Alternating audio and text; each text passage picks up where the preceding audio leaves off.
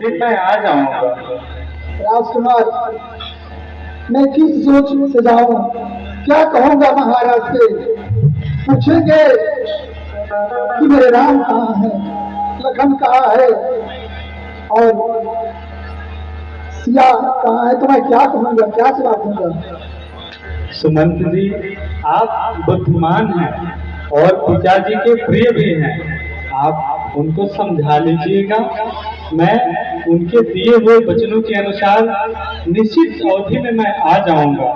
आप चाहिए और पिताजी के पास इस समय उनका देखभाल कीजिए। ठीक है राजकुमार, आपके कहने पे तो जा रहा हूँ, लेकिन मेरे पास इतनी ताकत, इतनी क्षमता नहीं, इसी वजह से पहले नगरी में प्रवेश करूं। आप अपना प्रण पूर्ण करें और मैं अपना कर्तव्य पूर्ण करते हुए महाराज को ये संदेश सुनाऊंगा। ठीक है सुमंत जी।